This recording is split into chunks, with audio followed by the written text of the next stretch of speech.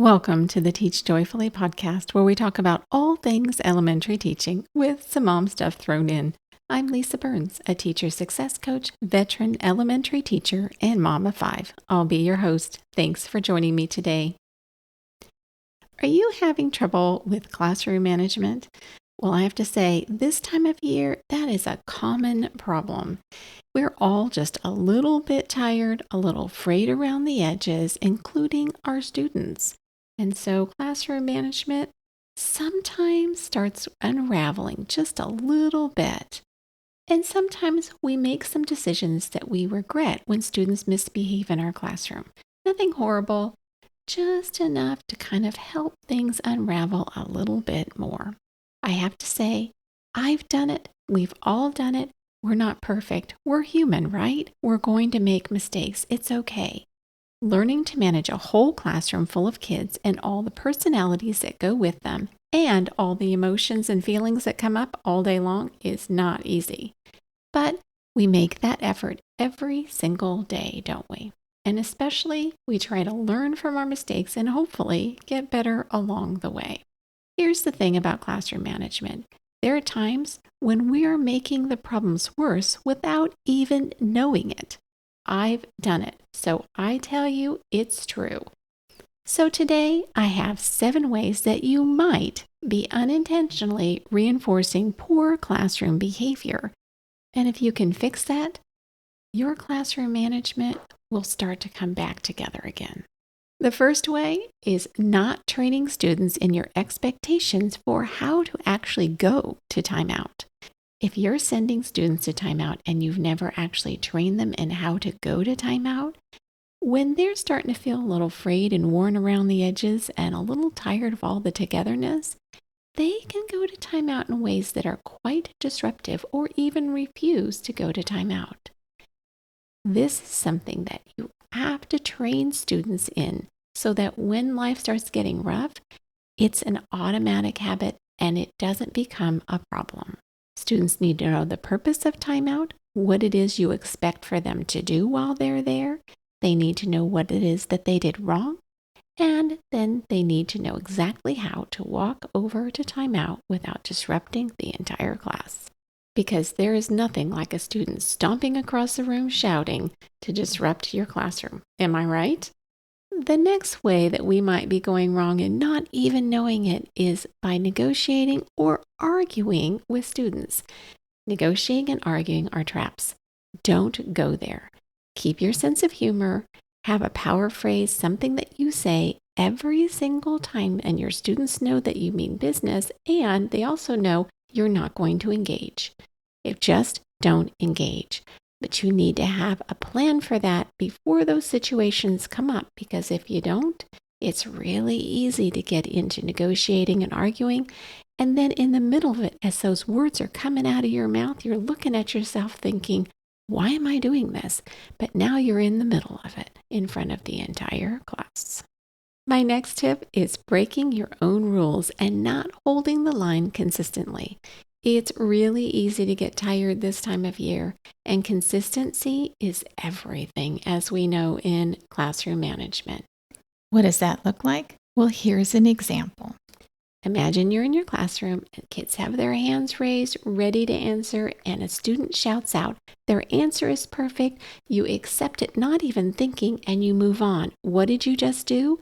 You just reinforced that shouting out was okay, because that student got rewarded for shouting out. Never accept an answer from a student who shouts out. I don't care how perfect their answer was. In this situation, you can either ignore them or find something that you can say that brings a little bit of humor into the situation or lets the student very gently know that that is unacceptable and move on. But don't accept their answer. You need to act like that answer never happened. At this point in the year, I never tell students that they need to raise their hand in order to answer. I simply ignore them and keep on going. They don't get a chance to answer. I ignore every answer they shout out, and I look for someone, very obviously, who's raising their hand. I'll say, let me see, someone who's raising their hand. And I never go to the student who shouted out, even though they may be now raising their hand, because they got your attention by shouting out. And that would reinforce the fact that they could shout out first and then raise their hand and get called on. Don't do it. That child should not get a chance to answer at all for that particular question. They have to raise their hand and only raise their hand in order to be called. And the next one, not paying attention all the time. You need to have that teacher radar up and going every single second. I know it's exhausting, but if we get tunnel vision when we're working with a small group or with other kids or just even an individual student, and we're not having a good scan on the room at all times, problems are going to happen. Students know when you have your back to them. Students know when you're not paying attention every single second. Now, if we've trained our class well, you can get away with it for a little bit, but if it's happening all the time, things will start to unravel. They just will. Not all that long ago, I was in a classroom to help a teacher. She was really struggling with classroom management, and she couldn't figure out exactly what was going on. Overall, she managed her class quite well. But when she was teaching at the front of the room and explaining things at the board, that's when things fell apart. Well, she had her back to students while she was at the board a good portion of the time. And here's the problem. She didn't even know it. She didn't know that she was doing that. And so her students took advantage of it every single time. These fourth graders, they knew, and they were plotting and planning her demise every time she went to the board to go and teach something. Well, I can tell you, math time was a real problem. Once she realized that she was doing this, all it took was a minor adjustment in how she was standing at the board while she was writing. It was such an easy fix. It just took a different set of eyes and some self-awareness to get it fixed. The next problem is letting things slide. This one is kind of a sneaky one, and here's why. It's really easy to think we're being super consistent, and we might be, except there might be occasions where there's something we kind of let slide. We have all these rules, and we intend to keep them, and we do for the most part, but on occasion, we let things slide. Maybe it's for a particular student who's always good, and on occasion they slip up. And maybe it's just one particular rule that we're not completely consistent on, and we don't even realize it. But here's the deal. If you have one rule that seems like your students are maybe not being as consistent with as you would like them to be, and it's really starting to irritate you, guess what? It's probably something that you're not being consistent with. And so they feel like the bar moves. It's not consistent every single time. So they're going to push just a little bit because sometimes they get away with it and you don't even know it. But if there's a problem in the classroom with some sort of behavior, I always look to myself first to see what I might be doing to potentially give kids the wrong message. So this is always the place to start. Take a day to really be self-aware and think about what is it about this that's happening that I might be doing to reinforce this. That doesn't mean you need to take all the blame, but students will take advantage of any inconsistencies that we're showing. And even if we're not being inconsistent one day, they know we've done it in the past, and so they'll push a little. So take that time, be very self-aware, check it out, make sure there's nothing that you're doing before you try and fix it. And the next tip is not giving yourself enough time to think before speaking. Have you ever made a situation worse by using the wrong words or speaking too quickly when your emotions are high? Or not having any words at all?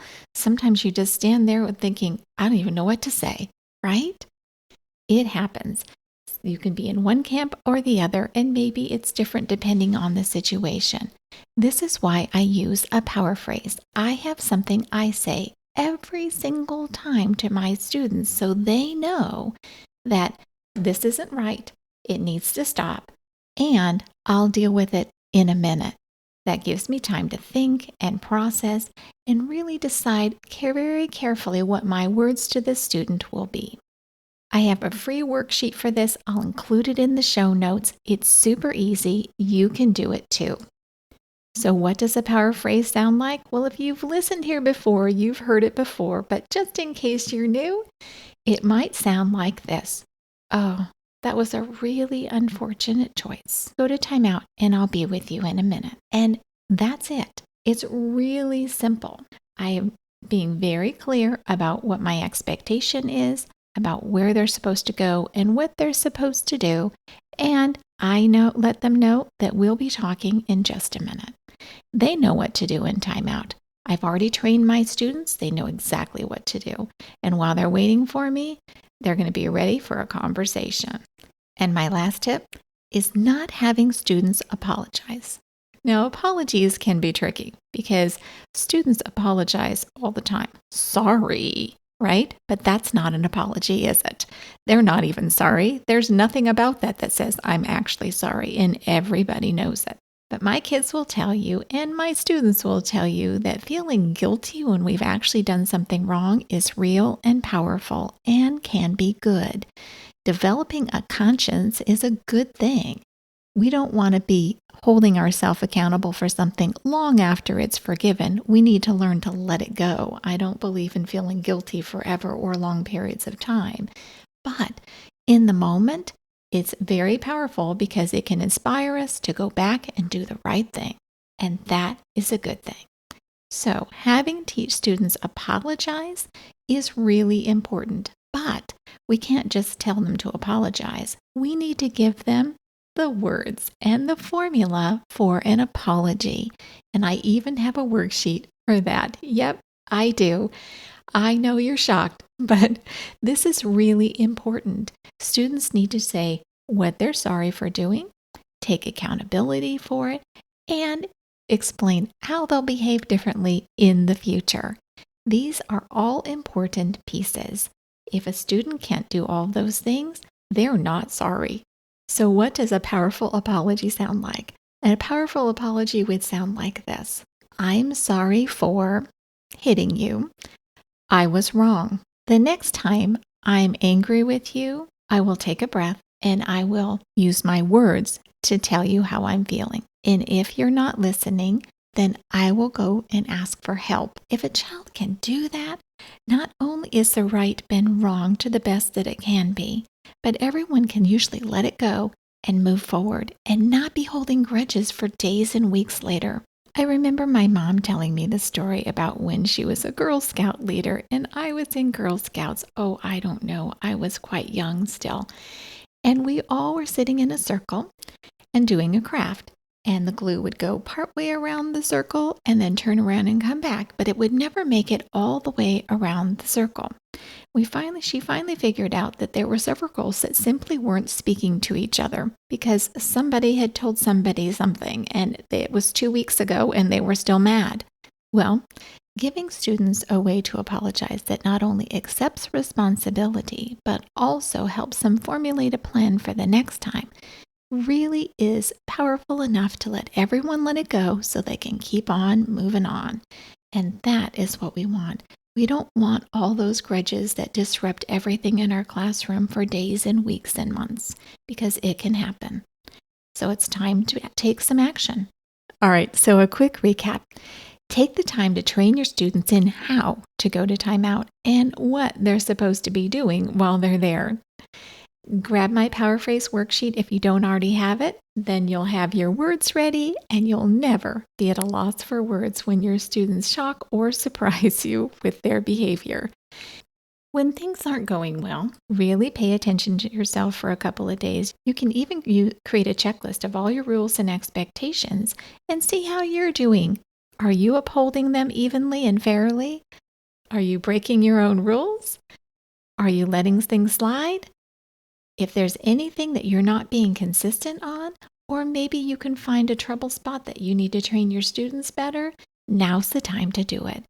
Not only is it important for your students to get through the rest of the year, but it's important for you so that next year you'll be ready for an even better year. I have links to all the resources mentioned in this episode in the show notes on my website at www.hopeineducation.com/podcast. And remember, you can always grab my freebies in the vault at www.hopeineducation.com/vault. That link will be in the show notes as well. That's it, my teacher friends. We're out of time and I'm out of breath. Thanks so much for joining me today. If you liked today's episode, I'd love it if you'd go to Apple Podcasts or wherever you listen and leave a review. And while you're there, hit the subscribe button so you'll never miss an episode. Also, you can continue the conversation online with me with my Facebook group, the Teach Joyfully podcast community, where elementary teachers can connect, get help, and encouragement for all kinds of education and parenting topics. You can find the show notes and links to all the resources mentioned in today's episode on my website at www.hopeineducation.com/podcast. And remember, a happy teacher is a good teacher. Until next time, teach joyfully and take care of you.